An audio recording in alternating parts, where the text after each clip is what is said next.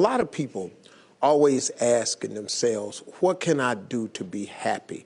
That's a big question for a lot of people. Now, you have a system of 5 steps. Yeah. I've written 5 simple steps that really helps no matter who you are, what walk of life you're in. Number 1, you have to own your own happiness.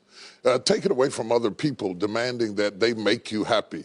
Your kids are not going to make you happy. Your spouse is not going to make you happy. A big house is not going to make you happy. Own your own happiness and be responsible for doing those things that bring joy into your own heart, independently of life and people and money and all of that stuff. Right. It doesn't necessarily give you a happiness. You have to take responsibility of that peace and that joy that lives inside of your heart and not inside of your stuff. Wow. Am I right? Yeah. And the second thing that I think people need to do is challenge their own story, because people torment themselves by how they see their life. They've told themselves a story as if it were the truth when it is really a perspective truth.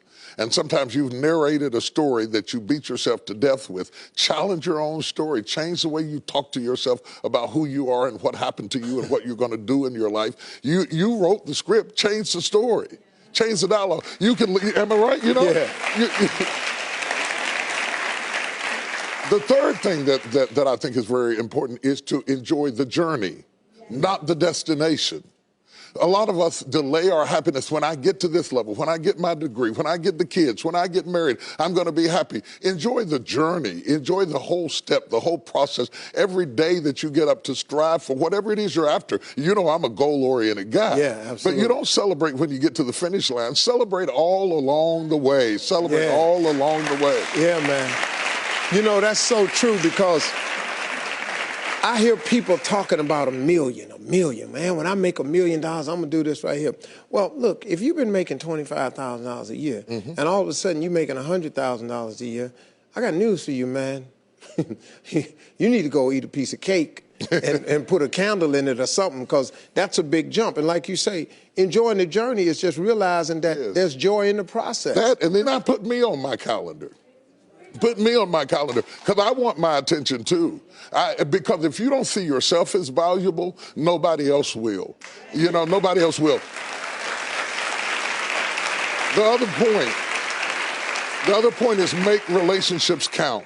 Making your relationships count, because everything is about relationships. First of all, your relationship with God. That's a very important thing to have, because as long as you know that there's somebody in charge, you don't have to bear the brunt of the responsibility and the weight of what's going on in your life. You can talk to the boss. Okay. Number 2, enjoy your relationship with yourself. If you don't like you, it makes it hard for me to like you. Because people, when you walk into their atmosphere, they draw you into the cosmos of their own drama.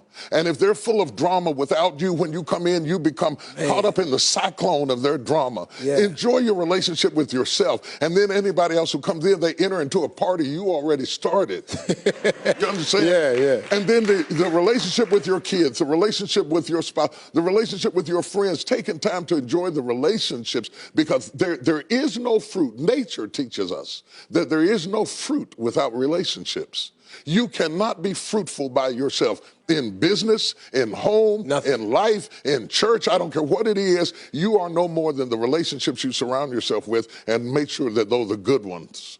The 5th thing, No, go ahead. I'm loving it, man. Is this good? Yeah, this is really good. The 5th thing that I really ascribe to is balance work with play.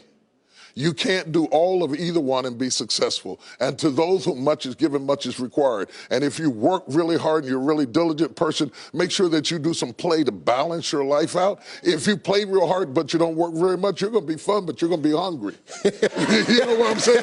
You got to balance work with play. You have to balance that with your children. If you're always a disciplinarian, your daddy going to get you when you get home. I don't want to always be the police in the house. I want to be the fun guy sometimes. Balancing work with play called this not only for you to be holistic, but for people to get a better perspective of who you are. I get on my Instagram and I put crazy stuff. My kids die. Just yesterday, I put me sweating in the gym saying they said it's going to be fun, but it hadn't gotten fun yet. You know, to let people know that everything is not serious every day. That's too much pressure. We've got way too much pressure on us to be the people we were created to be. You got to enjoy the journey and the process. Like I told my kids the other day, I said, let me explain something to y'all. if something happened to me and mama, I want you all to understand, y'all gonna be around the casket crying because I'm not leaving you everything. I'm just not. I'm gonna spend 85% of my income on me and your mama. Right. Yeah. Right. I'm gonna leave about 5–10%. That's it. The rest of the money, me and your mama going somewhere. We can, Dad, we can't go on vacation. No, I want to be just with your mother. Well, here's it's the cool. thing that people don't understand about children. It is not what you leave to them that makes them great. It's what you leave in them. And if you leave enough in them, you don't have to worry about what you leave to them. If you leave more to them than you leave in them, they will run through everything you left to them. Yeah. But if you leave enough in them, you don't have to leave so much to them because they can go out there and make their own way in life. Cool. I'm glad you said that, because now they ain't getting nothing. Coming up next, Bishop T.D. Jakes has a special story to share with us that proves miracles happen right here on earth. Stay with us. We'll be right back.